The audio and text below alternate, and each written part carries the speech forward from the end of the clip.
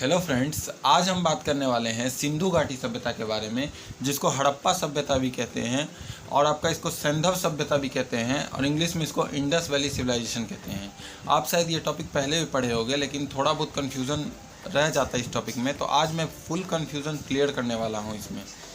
तो आपको याद होगा कि हम पिछले वीडियो में बताए थे कि हिस्ट्री को हम 3 पार्ट में डिवाइड कर सकते हैं। एक प्री हिस्ट्री, जिसमें हमको सिर्फ आर्कियोलॉजिकल सोर्स मिला और कुछ भी लिखा हुआ नहीं मिला।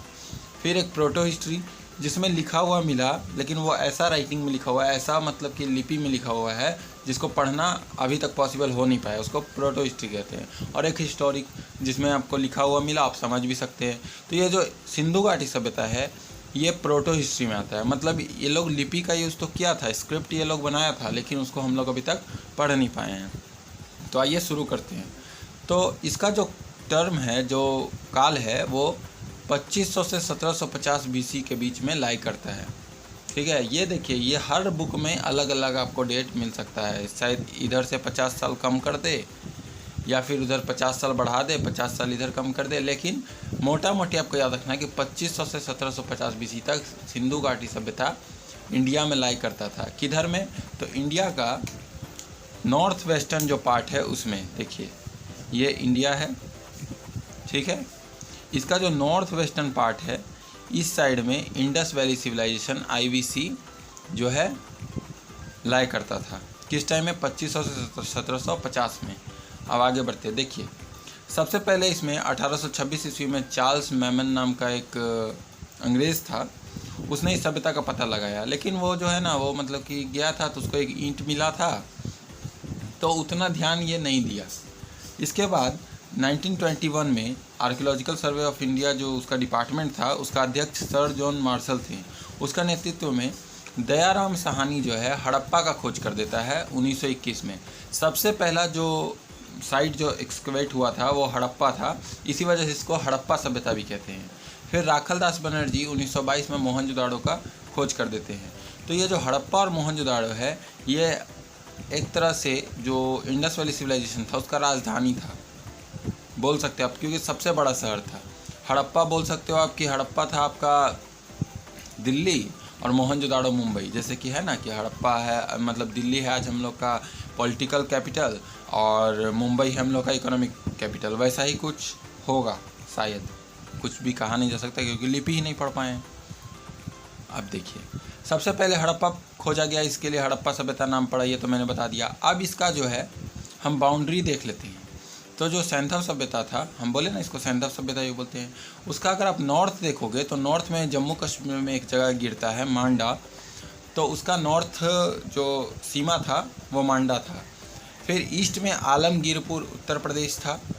फिर इधर में आपका वेस्ट में सुतका गंडोर जो बलूचिस्तान पड़ता है पाकिस्तान में, वो पश्चिमी सीमा था। फिर दैमाबाद जो है वो महाराष्ट्र में पड़ता है, इसका दक्षिणी सीमा था।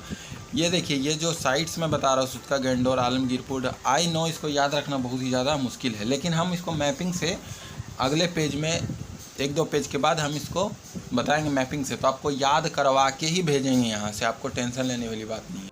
चलिए अब हम मैपिंग का बात कर लेते हैं। तो देखिए, ये आपका है सिंधु नदी, इंडस रिवर। यहाँ पे आप देख सकते हैं हड़प्पा है पाकिस्तान में, पाकिस्तान का बेसिकली पंजाब प्रांत में हड़प्पा पड़ता है, रावी नदी का तट पे। फिर यहाँ पे देख लीजिए इंडस नदी का इधर में मोहनजोदाड़ो है, फिर उसका ठीक नीचे कोटदजी है, फिर ठीक नीचे चन्हुदाड़ो है। ये सब क्या है? साइट्स है, ठीक है। इन सब का एक्सकवेशन किया था तो आर्कियोलॉजिकल सोर्स मिला था, तो यही सब साइट्स है। फिर देखिए आप, गुजरात का कच्छ जो डिस्ट्रिक्ट है उसमें धौलावीरा है। फिर आपका अहमदाबाद ज़िला में लोथल है, रंगपुर है, रेजड़ी है। हम आपको बताएं ना कि वो जो सीमा, तो यहाँ पे देखिए, यहाँ पे आपका पड़ जाएगा, लिखे नहीं है, मांडा जो है यहाँ पड़ जाएगा। यहाँ पे आप देख ही सकते हो आलमगीरपुर है, यहाँ देख सकते हो जो आपका दक्षिणी सीमा है वो दैमाबाद है, यहाँ पे सुतका गंडोर है। तो इससे आपको मोटा मोटी आइडिया हो गया होगा। इसके बाद हम जो मैप होता है उसमें भी हम पॉइंट किए हैं एक्चुअल, तो वो भी आपको दिखाएंगे। चलिए हम एक एक जो बड़ा बड़ा साइट्स है उसके बारे में थोड़ा 2-4 लाइन हम जानते हैं। हड़प्पा सभ्यता जो है 1921 में इसको खोजा गया, तो ये तो मैंने बता दिया, दयाराम साहनी जो है इसको खोजे थे। अब देखिए हमको याद कैसे रखना है कि इसको देखिए, दयाराम साहनी और राखलदास बनर्जी, ये दो को आप एकदम याद रखोगे ही रखोगे। हड़प्पा सभ्यता का खोज को कैसे याद रखोगे कि मान के चलो कि किसी का कुछ सामान हड़प लेता है कोई, तो उस पर दया आता है ना, तो इस तरह से आप रिलेट करके समझ सकते हो कि हड़प्पा सभ्यता को दयाराम साहनी खोजे थे। रावी नदी के बाएं तट पे है, वर्तमान पाकिस्तान के पंजाब प्रांत के मोंटगोमरी ज़िले में है। तो इतना ज़्यादा आपको डिटेल भी नहीं रखना है, लेकिन अब क्या बोलें, हम तो लिख दिए हैं। और मेन बात है ना कि बड़े बड़े एग्ज़ाम में पूछ भी लेता है कि कौन सा पाकिस्तान का कौन सा ज़िला में है, तो अब याद, लेकिन छोटे एग्ज़ाम में उन्हें नहीं पूछेगा। अब देखिए, स्टुअर्ट पिगॉट जो है इसको अर्ध नागरिक नगर बोले हैं। ये एक मतलब आर्कियोलॉजिस्ट थे जो इसको अर्ध औद्योगिक नगर बोले हैं। मतलब यहाँ पे जो है आपका इंडस्ट्री वगैरह था, लेकिन अर्ध माने पूरे तरह से इंडस्ट्री विकसित नहीं था, लेकिन था। यहाँ के निवासी का एक बड़ा भाग व्यापार, तकनीक, उत्पाद और धर्म के कार्यों में संलग्न था, हड़प्पा का। चलिए आगे बढ़ते हैं, थोड़ा सा टाइम दीजिए हमको। अब देखिए, अब हम बात कर लेते हैं मोहनजोदाड़ो के बारे में। तो मोहनजोदाड़ो को देखिए, मोहनजोदाड़ो पाकिस्तान का सिंध प्रांत में पड़ता है, ठीक है। ये देखिए हम बता देते हैं आपको, ये जो इंडिया है ना, तो यहाँ से आपका मान चलते हैं पूरा इंडिया बना ही लेते हैं पहले, उसके बाद ही हम देखिएगा रफ बना रहे हैं, ऐसा कोई बात नहीं है। तो इसमें पता नहीं कैसा बनता है। ये देखिए यहाँ से आपका पाकिस्तान है, ये आपका पाकिस्तान है। तो पाकिस्तान का ये जो ज़िला है ये पंजाब है, और यहाँ पे ये सिंध है। तो पंजाब में क्या हड़प्पा, और सिंध प्रांत में क्या पड़ता है, मोहनजोदाड़ो, और इधर में इसका बलूचिस्तान है पाकिस्तान का, ठीक है। तो मोहनजोदाड़ो जो है पाकिस्तान का कहाँ पड़ता है, सिंध प्रांत में। और सिंधवी भाषा में मोहनजोदाड़ो का मतलब होता है मृतकों का टीला, क्योंकि यहाँ से बहुत सारा जो है ना कंकाल मिला है आदमी का, इसलिए इसको मोहनजोदाड़ो हम लोग मतलब यहाँ का नाम रखा गया मोहनजोदाड़ो। 1922 में राखलदास बनर्जी इसको खोजे, और इसमें जो है बृहद स्नानागार यानी कि बहुत बड़ा स्विमिंग पूल मिला है। इस स्विमिंग पूल को बहुत सारी चीज़ों से जोड़ के देखा जाता है। बोला जाता है कि हो सकता है ये धार्मिक महत्व के लिए होगा, हो सकता है इसमें जा कर के लोग सूर्य को मतलब कि आराधना करते होंगे, जैसे नहीं नॉर्थ में छठ वगैरह होता है, तो छठ वगैरह का छठ ही होता है, तो उसी में मतलब कि जोड़ के कहीं कहीं देखा जाता है। लेकिन एक्चुअलिटी क्या है वो किसी को पता नहीं है, ठीक है। फिर कांसे की एक नर्तकी मूर्ति मिली है, ठीक है, जो द्रवी मोम विधि से बनाई गई थी। द्रवी मोम विधि क्या था कि क्या करता था ना कि मिट्टी में क्या करता था, मोम डाल करके और उसको सांचा बना लेता था, फिर उसको कांसा से भर करके और मूर्ति बनाता था। तो ऐसा कुछ विधि था द्रवी मोम विधि। अब अगला साइट है चन्हूदाड़ो। इसको 1934 में खोजा गया। कौन खोजे, तो एन गोपाल मजुमदार इसका खोज किए थे। 1935 में अर्नेस्ट मैके ने उत्खनन करवाया था। ये जो है आपको ये याद रखना है, मेरे बोलने पे आप याद रखोगे कि ये जो चन्हूदाड़ो था ये हड़प्पा सभ्यता का औद्योगिक नगर था, औद्योगिक केंद्र था, यानी इंडस्ट्री वगैरह यहाँ पे बहुत सारा पाया गया, मनका बनाने का, फिर आपका खाना वाना मतलब अनाज वगैरह को भंडार करने का, स्टोर करने का, ये सब का बहुत सारा इसमें ये पाया गया। औद्योगिक केंद्र था, इसमें मनी कार्य होता था, मुहर बनाने का होता था, भार माप के बटखरा वगैरह मिला है, तो उससे पता चलता है कि ठीक है ये औद्योगिक केंद्र था। फिर मिला है लोथल। लोथल जो है गुजरात का अहमदाबाद ज़िला में है। इसका खोज जो है 1955 में M.R. राव किए थे। ये एक बंदरगाह था जिसको डॉकयार्ड बोलते हैं। तो क्वेश्चन पूछेगा कि डॉकयार्ड कहाँ से मिला है, तो आपको बोलना है कि गुजरात का जो अहमदाबाद ज़िला में लोथल नाम का साइट है वहाँ से हमको डॉकयार्ड मिला है, यानी कि बंदरगाह। यहाँ से क्या होता था, तो पश्चिम से व्यापार होता था, पश्चिम से व्यापार, ठीक है। रुकिए मैं बताता हूँ। यहाँ पे लोथल था, ठीक है, यहाँ पे आप बोल सकते हो कि लोथल था, और इधर में आपका पूरा ये था, तो यहाँ से सामान आता होगा और इधर ईरान वगैरह से व्यापार चलता होगा। तो ऐसे करके आप समझ सकते हो। एक ही रक्षा प्राचीर से पूरे नगर को दुर्गीकृत किया गया था। मतलब ये जो शहर था लोथल, इसको ये पूरा शहर जो है ना फोर्टिफाइड था, पूरा शहर घेरा हुआ था ताकि इसमें हमला ना हो सके। क्योंकि आज भी देखिए, आज भी हम लोग का जो एयरपोर्ट है, हम लोग का जो मतलब आपका पोर्ट है, बंदरगाह है, वो सब पे बहुत ही ज़्यादा हार्ड सिक्योरिटी होता है, क्योंकि ये सबको मतलब ये सबको अगर जो नुकसान पहुंचाते हैं तो बहुत बड़ा नुकसान हो जाता है किसी भी देश का, इसलिए इसको बढ़िया से घेर करके रखा गया था। अगला पेज में देखते हैं। अब देखिए राखीगढ़ी का बात करते हैं। तो राखीगढ़ी जो है हरियाणा का हिसार ज़िला में है, हरियाणा का साउथ में पड़ता है हिसार ज़िला, उसमें है आपका राखीगढ़ी का एक्सकवेशन हुआ है। इसमें अन्नागार और रक्षा प्राचीर मिला है। मतलब कि अन्नागार मतलब हो गया आपका क्या, ग्रेनरी, स्टोर हाउस, और रक्षा प्राचीर मतलब कि दीवार से घिरा हुआ, फोर्टिफाइड किया हुआ था राखीगढ़ी। 2012 में इसको यूनेस्को ने ग्लोबल हेरिटेज फंड में शामिल किया था, क्योंकि इसको थोड़ा मतलब कि ख़त्म होने का खतरा है। ठीक है, ये यूनेस्को समझता है कि ये जो है राखीगढ़ी को बचाने का ज़रूरत है, नहीं तो फिर ये ख़त्म हो जाएगा। अब देखिए कालीबंगा के बारे में देखते हैं। तो कालीबंगा जो है उत्तरी राजस्थान में गंगानगर जिला में ये पड़ता है। 1951 में अमलानंद घोष ने इसका खोज किया था। और इसमें आपको एक बात ज़रूर याद रखना है कि जुता हुआ खेत का साक्ष्य मिला है, क्योंकि यही पूछता है कि जुता हुआ खेत का साक्ष्य कहाँ मिलता है, कालीबंगा। अब देखिए जुता हुआ खेत सिर्फ पढ़ लेने से नहीं होगा, मतलब हमको समझना होगा कि जो हड़प्पा सभ्यता के लोग थे वो कितना ज़्यादा विकसित थे।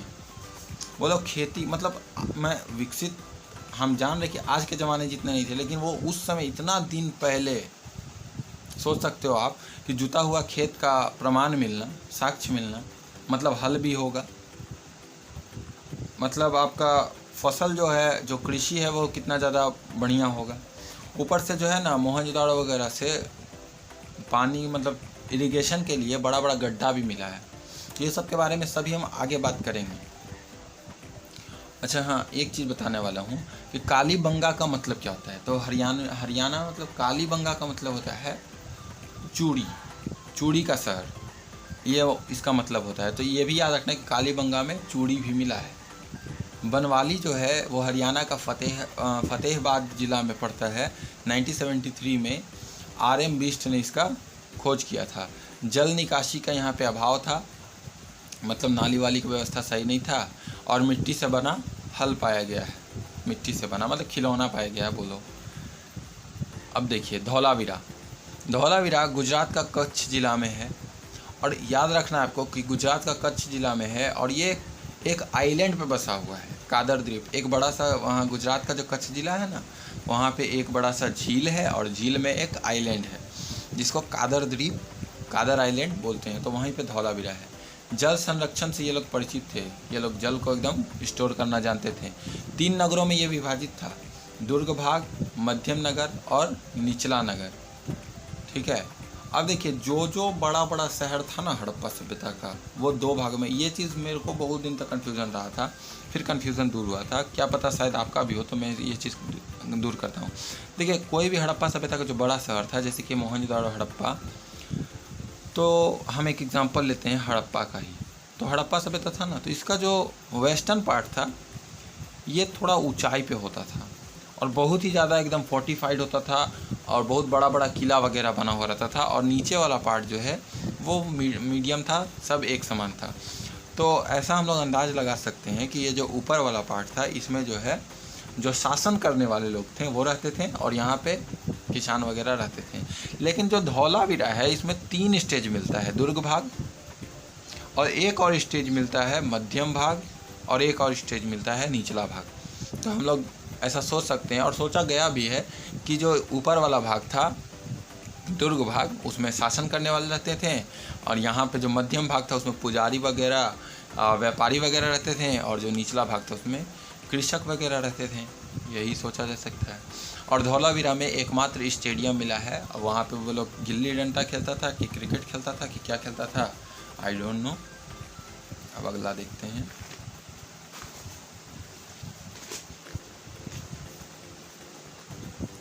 अब जो है मज़ा वाला चीज़ आ गया, क्योंकि अब हम बात करेंगे कि कौन कौन सा साइट से, मेन साइट से क्या क्या हमको मिला है, जो कि बार बार यही क्वेश्चन पूछा जाता है। हड़प्पा सभ्यता में देखिए कब्रिस्तान का एक साक्ष्य मिला है। कब्रिस्तान, डॉकयार्ड नहीं, ग्रेवयार्ड। कब्रिस्तान का साक्ष्य मिला है ग्रेवयार्ड का। फिर समाधान पेटियाँ मिली है, शंख का बना हुआ हल बैल मिला है, बैल। फिर स्त्री के गर्भ से निकला हुआ पौधा मिला है। तो इससे हम लोग समझते हैं कि ये जो है ना मातृ देवी का पूजा करता था, प्राकृतिक पूजा ये लोग करता था। गेहूं और जौ के दाने का साक्ष्य मिला है। अन्नागार, स्वास्तिक और चक्र के साक्ष्य मिला है। देखिए स्वास्तिक जो आज हम लोग बनाते हैं ना, स्वास्तिक बनाने आता है आप लोग को, हम सिखा देते हैं। देखिए ऐसे ऐसे करना है, फिर ऐसे ऐसे कर लेना है, फिर ऐसे ऐसे ऐसे ऐसे। ये जो स्वास्तिक बनता है ना, ये स्वास्तिक ये लोग भी बनाता था, हड़प्पा सभ्यता के लोग भी। फिर सीपी का पैमाना, सीपी एक समुद्र में पाया जाने वाला एक इस टाइप का, सीपी क्या होता है भाई बताने नहीं आ रहा, लेकिन हमको देखे हुए हैं। तो समुद्र में पाया जाता है कुछ ऐसा जीव जिसका शंख टाइप का बना होता है, वैसा आप सर्च मार लीजिएगा ना इसको गूगल में, सीपी का मतलब क्या होता है आप समझ जाओगे। फिर मोहनजोदाड़ो से बृहद स्नानागार मिला है, मैं बता दिया।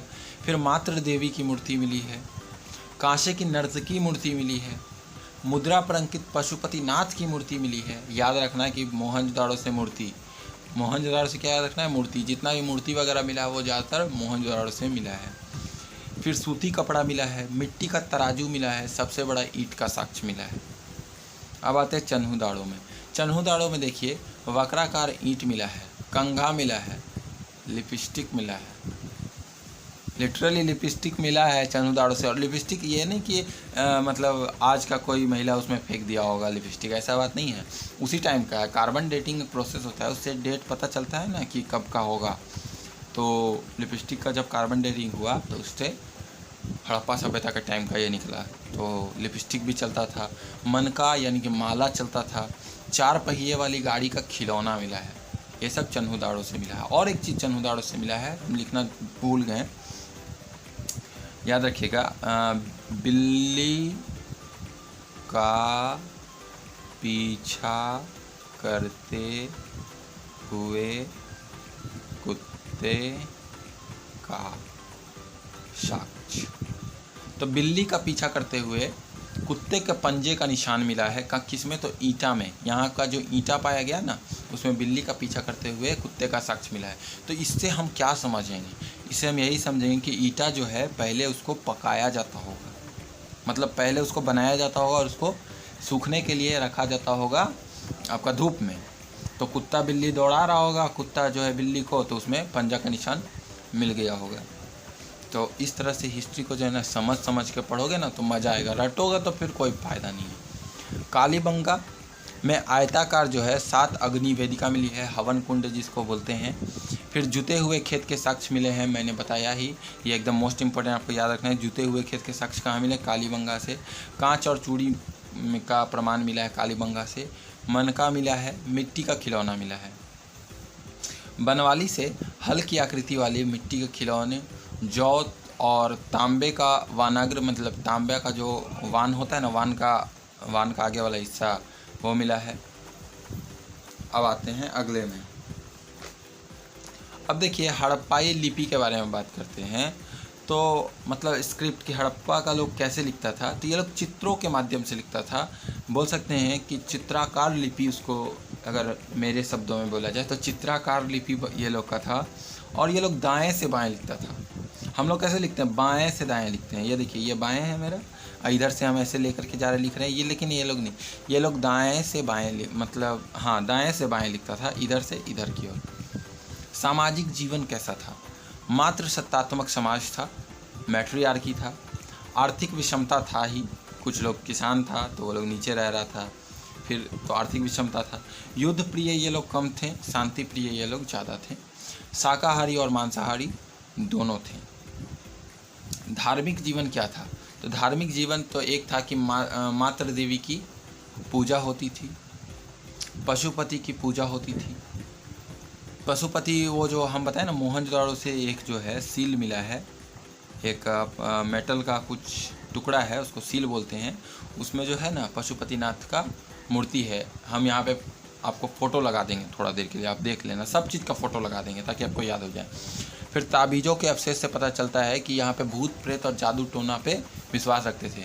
फिर यहाँ पे पुनर्जन्म पे भी विश्वास था। ऐसा हमको इसलिए लगता है क्योंकि कुछ जो कब्रों को खोदा गया तो उसमें हमको देखने को मिलता है कि ज़रूरत का सामान जो है मृतक के साथ दफनाया जाता था, तो इससे हमको पता चलता है कि पुनर्जन्म पे भी विश्वास था।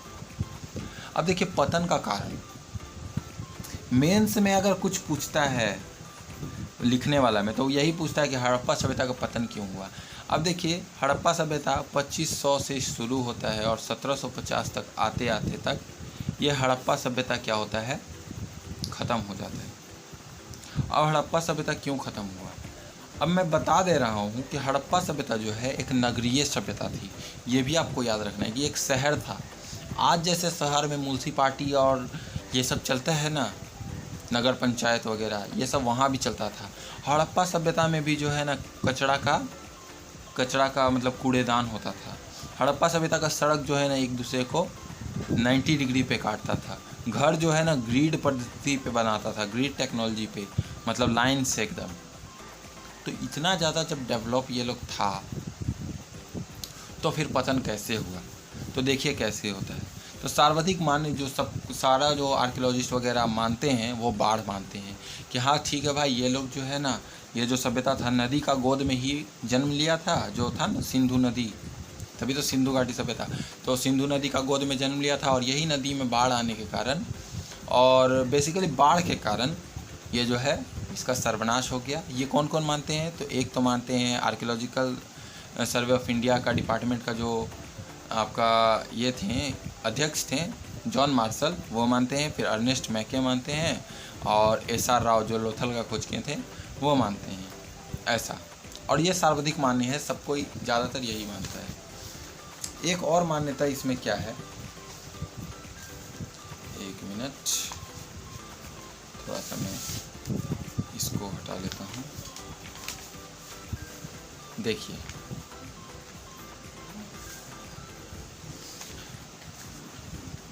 सबसे कम जो मान्यता है वो है आर्यों का आक्रमण या फिर बारब्राह आक्रमण। कुछ लोग जैसे गार्डन चाइल्ड, पिगोट और व्हीलर ऐसा मानते हैं कि जो सिंधु सभ्यता का जो अंत है वो इसलिए हो गया क्योंकि बाहरी आक्रमण, बाहर से विदेशी आक्रमण, आर्य जो थे वो आए थे इंडिया में और इसके वजह से जो है सिंधु घाटी सभ्यता ख़त्म हो गया। अब ये देखिए आर्य के बारे में ये अगला चैप्टर है, ये अगला चैप्टर में आपको बताऊंगा। आप इतना समझे कि आर्य जो हैं वो विदेशी थे, वो आए थे, जिसके वजह से सिंधु घाटी सभ्यता का पतन हुआ, ऐसा ये लोग मानते हैं। लेकिन ये सबसे कम मान्य है, ऐसा बहुत कोई नहीं मानता है। इसका भी कारण है, उसके बारे में डिस्कस भी कभी हम करेंगे। अब देखिए कनेडी नाम का एक जो विद्वान है वो मानता है कि इसका वो जो पतन है महामारी की वजह से हुआ। अभी कुछ दिन पहले जो कोरोना वायरस आया था ना, वो ऐसा ही कोई महामारी आ गया होगा, आग लग गया होगा, भूकंप आ गया होगा, कुछ भी हो गया होगा ऐसा, उसके वजह से जो है ख़त्म हुआ होगा। तो खैर अलग अलग लोगों का अलग अलग मानता है, लेकिन हड़प्पा का जो स्क्रिप्ट है उसको हम लोग पढ़ ही नहीं सकते, तो हम लोग कैसे एक पे हम लोग पॉइंट करके बोल सकते हैं कि हाँ यही कारण रहा होगा उसका ख़त्म होने का। अब हम इसका नगर नियोजन का बात करते हैं, ठीक है, कि आपका इसका सिटी का प्लानिंग कैसा था। तो देखिए यह एक नगरीय सभ्यता थी, याद रखना आपको, यह एक नगरीय सभ्यता थी। सड़कें एक दूसरे को समकोण पर काटती थी, समकोण पर, देखिए ऐसे। अब बताइए उस टाइम में ये ऐसा बना लेना अपने आप में, आज तक इंडिया में जो है ऐसा ज़्यादातर आपको नहीं देखने को मिलेगा। गांव वगैरह में भी सड़क जो है ऐसे मिलेगा। इतना सुव्यवस्थित और सुनियोजित ढंग से सड़क बनाना बड़ी बात है। ग्रिड पद्धति से भवन का निर्माण हुआ था, ये देख सकते हैं ABCDEF। फिर नालियों में ढक्कन होता था, समझ रहे हो, नालियों में ढक्कन होता था। ये लोग इतना ज़्यादा मतलब हाइजीन को लेकर कितना ज़्यादा ये लोग का ये था। और सब घर से जो है एक एक नाली निकलता था, वो नाली जो है वो मेन नाली से जुड़ जाता था और वो शहर का बाहर गिरता था उसका पानी। फिर यहाँ कूड़ेदान होता था, घर में एक रसोई होता था, आंगन भी होता था, कुआं होता था, शौचालय भी होता था। सोचो शौचालय भी था। ये लोग को पता था कि हम जो है मतलब बाहर में अगर जाएंगे तो फिर उससे बीमारी वगैरह फैलेगा, तो ये सब का ज्ञान था ये लोग का। सबसे मेन बात हमको लगता है कि ईंट जो बना था हड़प्पा सभ्यता में वो 4:2:1 का रेशियो में था, यानी कि लंबाई 4 था, चौड़ाई 2 था और ऊंचाई जो है 1 था। तो इस जो रेशियो है, इसी रेशियो में ज़्यादातर ईंटा पाया गया। तो हम सोचते हैं कि कौन सा स्केल वो लोग बनाया होगा, कैसे वो लोग इतना परफेक्ट ईंटा बनाया। अब देखते हैं कि सिंधु सभ्यता की देन क्या क्या है। तो सिंधु सभ्यता का देन एक तो सिटी प्लानिंग है, नगर नियोजन है। आज जो हम लोग का शहर में म्युनिसिपालिटी वगैरह चल रहा है, कूड़ादान के लिए, कचरा वगैरह लेने के लिए जो व्यवस्था है, वो सब हम लोग सिंधु घाटी सभ्यता से सीखे हैं। फिर सड़क एवं नाली का व्यवस्था भी सिंधु घाटी सभ्यता का देन है। बहुदेववाद का प्रचलन, एक तो प्रकृति पूजा करता था, एक पशुपति जो उनका मतलब कि मूर्ति मिला है, उससे भी हम समझ सकते हैं कि बहुदेववाद का प्रचलन था। प्रकृति पूजा, आज भी हम लोग जा कर के पीपल का मतलब पीपल वगैरह ये सब जो हिंदू धर्म में बहुत ही ज़्यादा ये होता, मान्यता होता है, तो वो सब आज भी प्रचलन में। योग का प्रचलन भी सिंधु घाटी सभ्यता से चलते आ रहा है। जल का धार्मिक महत्व, सिंधु घाटी सभ्यता, वो जो स्नानागार मिला था मोहनजोदाड़ो से, तो उससे हम बोले थे ना कि धार्मिक दृष्टिकोण से हम इसको देख सकते हैं। फिर स्वास्तिक और चक्र भी जो सिंधु सभ्यता का देन है। ताबीज तंत्र मंत्र का प्रयोग, जरा सा उल्टा सीधा हरकत करोगे तो आज मम्मी आकर आपको ताबीज वगैरह पहना देती है। तो ये सब कहाँ से सीखें? तो ये सब सिंधु सभ्यता से ये सब जो प्रथा है वो चलते आ रहा है, कोई नया वाला बात है नहीं ये सब। फिर आभूषण का प्रयोग, अग्नि पूजा, जो अग्निकुंड 7 मिला था ना कालीबंगा से, तो बताइए अग्नि पूजा का भी हम बोल सकते हैं, क्योंकि जैसा जैसा मतलब कि वो इतिहास है वैसा ही ना। आप इतिहास क्या है, एक पहले का क्या है, पहले का एक दर्पण है, तो उसी से आप समझ सकते हैं। फिर आंतरिक एवं बाह्य व्यापार के बारे में भी हम लोग सिंधु घाटी सभ्यता से ही शिक्षा दीक्षा लिए थे। अब जो है हम इसका मैपिंग आपको बता देते हैं। तो देखिए, ये जम्मू कश्मीर में मांडा है जो कि नॉर्दर्न सीमा था। सबसे पहले नदियों के बारे में आपको बताते हैं। तो ये देखिए, ये हमारा जा रहा है इंडस रिवर, देख रहे हो इंडस रिवर। यहाँ से जम्मू कश्मीर से है झेलम रिवर, फिर यहाँ से ये है चिनाब, फिर इधर से रावी, फिर इधर से सतलज, और इधर से एक छोटा सा जाता है व्यास। तो इस तरह से नदियों का जाल बिछा हुआ था, और इधर ही जो है सिंधु घाटी सभ्यता अस्तित्व में आया था। तो अब चलिए एक एक साइड के बारे में। तो मांडा आप समझ गए। हड़प्पा, ये देख लीजिए रावी नदी का बाएं तट पे हड़प्पा है। बनवाली और राखीगढ़ी ये दोनों हरियाणा में है। राखीगढ़ी हरियाणा का साउथ में है और बनवाली जो है हरियाणा का नॉर्थ में है। कालीबंगा राजस्थान का नॉर्थ में है। इधर पाकिस्तान में देखोगे तो मोहनजोदाड़ो, उसका ठीक नीचे कोट दीजिए आपको मिल जाएगा, उसका ठीक नीचे चन्हूदाड़ो मिल जाएगा। फिर यहाँ पे देखो आप कि जो वेस्टर्न सीमा था वो क्या था, सुतका गेंडोर यहाँ पे है।